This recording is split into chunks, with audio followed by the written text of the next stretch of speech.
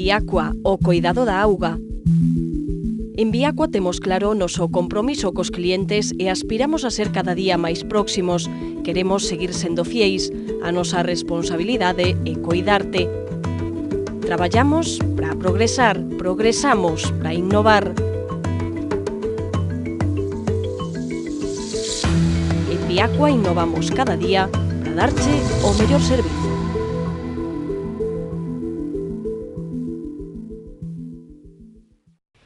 Seguimos no Faladoiro hoxe na compañía de Ana Peón, de Xavier Carro e de Pepe Arias. Temos un pouco menos de 20 minutos de programa e dúas cuestións que darían para moito: a dimisión de Gallardón, a retirada da reforma da lei do aborto e a cuestión catalá.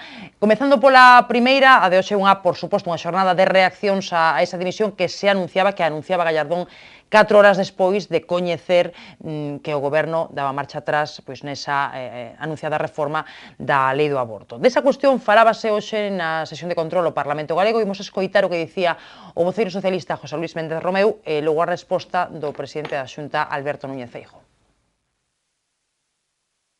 Señor Feijóo, onte acertaron. Por fin comprenderon que non se poden impoñer tutelas reaccionarias ás mulleres nin retroceder nas conquistas sociais nos dereitos consolidados. Foi necesario un ano de tensión social para que vostedes comprenderan. Un ano no que vostede tense significado como un dos animadores cos defensores dos impulsores desa norma reaccionaria onte desbotada. Mantivemos no Partido Popular de Galicia a nosa coherencia sobre o borrador do proxecto da lei do aborto. E o señor Gallardón mantivo a súa tomando a decisión que onte fixo pública. Lamentablemente non podo felicitalo pola coherencia do Partido Socialista na última semana.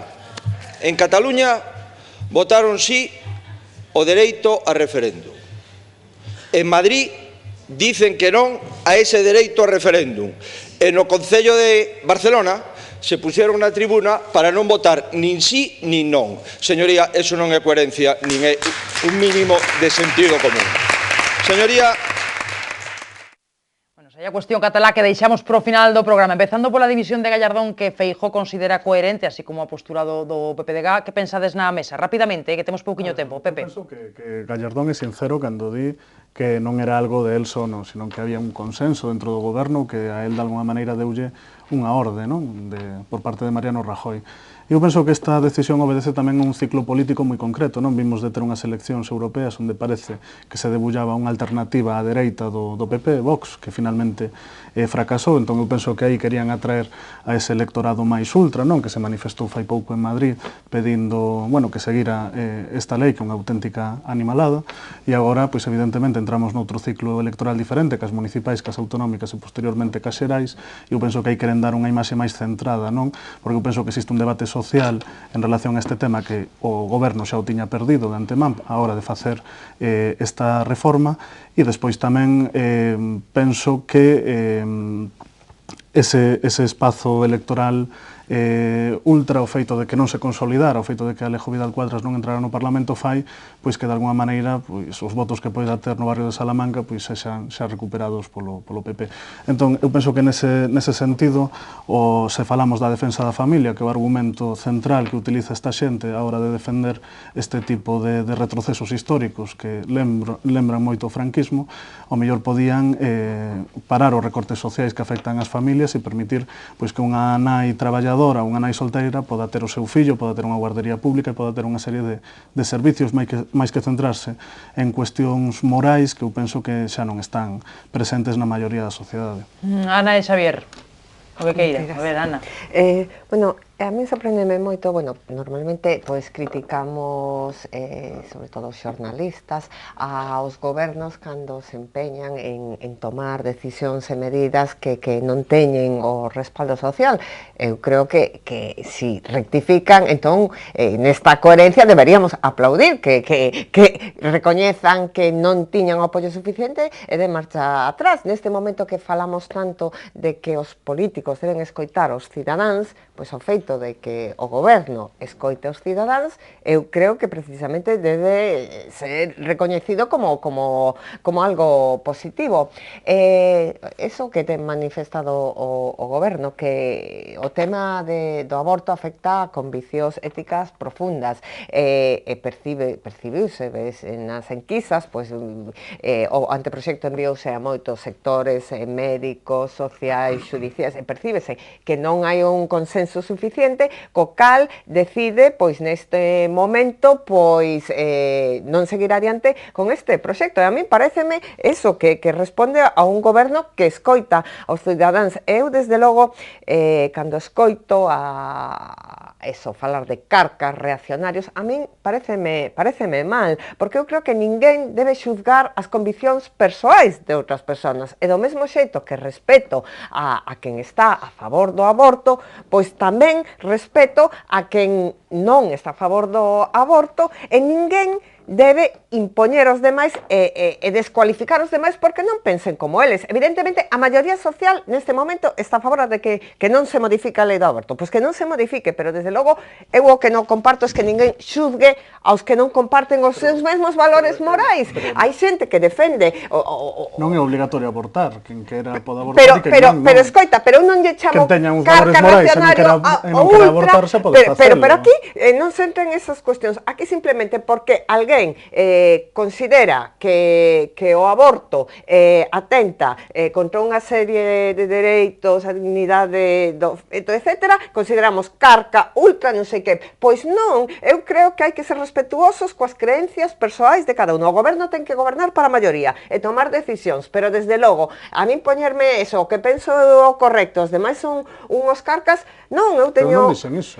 Sí, pero estamos escoitando un pouco eso de carca, ultra. Creo que hai que respetar, evidentemente, a posición que se vai a adoptar é de non seguir adiante con esta lei, porque a maioría social está noutra liña, pero creo que por eso non debemos convertir as persoas que non teñen estas conviccións morais en eso, en carcas, ultras, etcétera, etcétera. Eu creo que non son quen para xuzgar a ninguén. Alégrame que se diga que ser carca é unha cosa negativa. Eso me alegra. Pois para mí, que alguén sea ultra reaccionario, facha ou carca... Ese é algo negativo. Para mí, evidentemente, creo que todo o mundo coincide en que son descualificacións por conviccións ideolóxicas, que eu creo que deberían respetarse. Creo que, efectivamente, naide debe de impoñer. Claro. E entón, desde ese punto de vista, pois eu alégrome de que o goberno tomara esta decisión. Creo que non é un tanto que se poida apuntar ao goberno como positivo, e despois explicarei por qué. Creo que é un tanto que se deben de apuntar os movimentos sociales que pelearon durante un ano contra esta reforma, desde moi distintos ámbitos, tanto ámbitos moi cualificados como o colexio médico, como outras institucións relacionadas con isto, como a propia sociedade, as asociacións de mulleres, etc. O que me preocupa é que estamos falando de un goberno que finalmente non saca esta reforma, porque, como ti dices, efectivamente, reconoce que non hai un consenso suficiente, pero que no fondo desearía sacar esta reforma. E iso é o que a mí me preocupa, que no fondo de desexos ou conviccións persoais. Un dirixente pode ter as creencias religiosas morais que queira, pero que ten que gobernar para todos. Eu non entro en eso de o desexo, o que pensa, o que cree, o que fala na súa intimidade. Non é intimidade, é o Boletín Oficial do Estado. Este foi un proxecto de lei que aprobou un goberno determinado, que logo retirou, pero que un proxecto de lei non é a opinión personal de Mariano Rajoy, que a conozco, ni me importa. Pero ti estás falando de temas de conviccións e desexos. É un goberno que efectivamente aproba un proxecto de lei porque ten a intención política, non personal, ni conviccións, sino ten a intención política de sacar adiante esa reforma, que finalmente non foi capaz de sacar e a retira, o cual me parece ben. Pero a mí me preocupa que un goberno teña esa iniciativa. E despois, en relación á dimisión de Gallardón, pois a mí me parece que, efectivamente, despois de recibir unha desautorización tan clara e tan directa, non lle quedaba outra opción, e desde ese punto de vista me parece que fixo ben, non? Outra cousa é, pois, que eu tamén creo que o proxecto de lei da reforma do aborto non foi unha iniciativa personal de Gallardón, nin únicamente do Ministerio de Xusticia.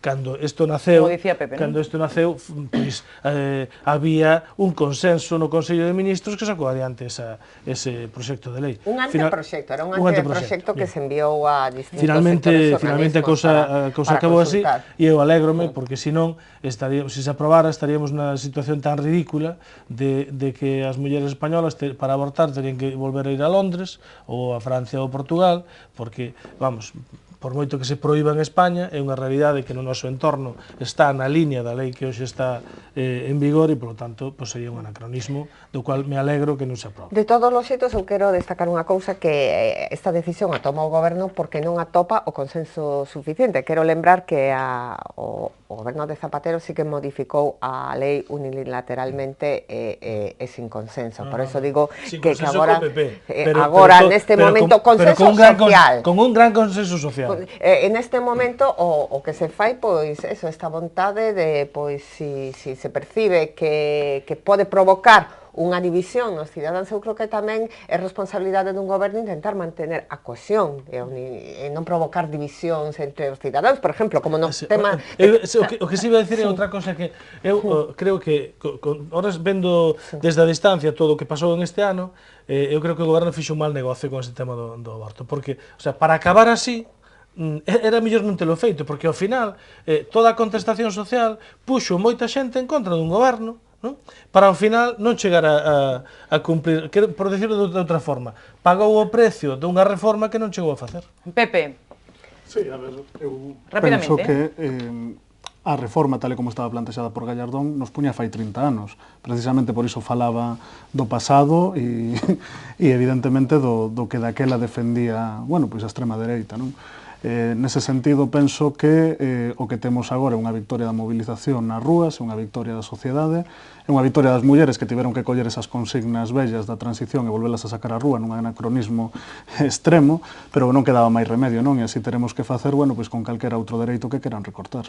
Nos quedan uns minutos, diñe máis tempo, Pepe, para compensar así un pouco entre os tres, pero claro, moi rapidamente falamos de Cataluña e estamos, como dicía na presentación, á espera de que Artur Mas asine ese decreto, por lo que se vai convocar a consulta do 9 de novembro. Bueno, pido vos opinión sobre como están as cousas e se haberá ou non consulta. A ver, Ana. Non, enlazando co que falaba antes, que eu creo que está ben que cando un goberno considera que unha medida non ten consenso, e di, bueno, pois vou reflexionar, pois, aínda que digas de algún xeito teñas que reconocer un erro, pois non debo ir por aquí, cambio. Pois Artur Mas é o que debería facer, vendo a situación que hai nestes momentos, debería decir, bueno, pois creo que é un momento de reflexionar, de darnos tempo, e non seguir con esta carrera tola, non? Porque que está a producir, ademais, unha fragmentación na sociedade catalana. Creo que debería recoñecer que o que ten feito o ten levado a un precipicio e parar esta... Eu chamo locura porque creo que esta situación de intentar a ruptura de España deste xeito pareceme unha tolería. Diana, que non hai consenso, dirá Pepe que en Cataluña sí, claro. Non hai tampouco hai. Penso que o que debe haber en Cataluña é moitos cataláns loucos, non só Artur Mas.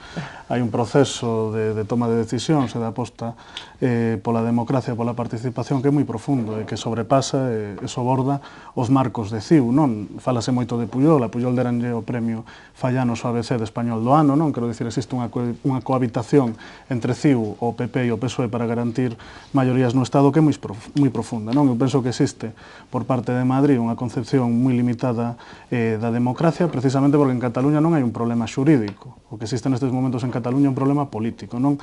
Falábamos antes de Zapatero, e eu coincido con Xavier en que a reforma da lei do aborto tiña un consenso enorme, non? É unha medida que que eu aplaudo, fixo outras cousas que non, como reformar a Constitución, o artigo 135, para limitar o teito de gasto, e aí non se lle pediu opinión a xente, non se fixo un referéndum para decidir se eso se podía facer ou non. Eu penso que en Cataluña existe un problema político, e cando hai un problema político nas democracias avanzadas, como pasou recentemente en Escocia, os problemas políticos solucionanse votando. Eu penso que o Parlamento catalán lanzou unha pregunta que ten o consenso amplísimo da maior parte das forzas catalanas, unhas independentistas e outras non, e eu penso que o traballo que está facendo Madrid, pois realmente o que hai ali pois son separadores, como dicía Castelao, non? Evidentemente, ti lees a prensa, por exemplo, de Madrid en relación a este tema, e lees a prensa de Londres en relación ao tema de Escocia, por poñer unha analoxía, e os termos son bastante diferentes, non? Para min, que eu son independentista, non teño ningún tipo de inconveniente en que iso sexa así, pero eu penso que a actitude de Madrid é absolutamente irresponsable, non crea ningún tipo de vínculos, e Artur Mas ten un problema, porque se non segue... Que remata. Respetar a Constitución é ser demócrata responsable. Se incumple a decisión de levar a cabo o referéndum, o seu partido entra na marginalidade. E o independentismo sale fortalecido. E as leis do noso país... O problema é justamente abordar este asunto desde un tacticismo partidista. Ese é o problema. E non se debe facer así. Pero non é só Artur Mas. Eu, en relación ao que decías, eu creo que efectivamente en democracia as cousas se resolven votando, pero tamén cumplindo a lei. É a Constitución. Porque a lei internacional vamos a ver, en relación á aplicación do dereito de autodeterminación é anterior á Constitución de 1972. Ninguna Constitución recoñece o dereito de autodeterminación. O dereito internacional, sí. Non hai ninguna Constitución que recoñezca o dereito. Insisto, artigo 135. Porque se incumpliu ese artigo, porque se modificou ese artigo pola porta de atrás, e porque se fixo iso. Bueno, eu non te interrumpín cando falache, deixame a mí, por favor, acabar o meu argumento. Sí, sobre todo porque teño que despedir en canto remate Xavier, por desgraza. De mal modo, perdona, pero vamos, o dereito internacional recolle principios e dereitos xenéricos, pero os procedimentos de aplicación desos dereitos establecen as leis nacionales. E eu non digo, espera, e eu, calquera exemplo. Non, deixame acabar. Eu non digo que os procedimentos que establece a nosa Constitución sean os mellores, seguramente que non. Porque a min, por exemplo, o que ti falache antes, para a reforma do artículo 135, pois a Constitución establece o procedimento que se fixo.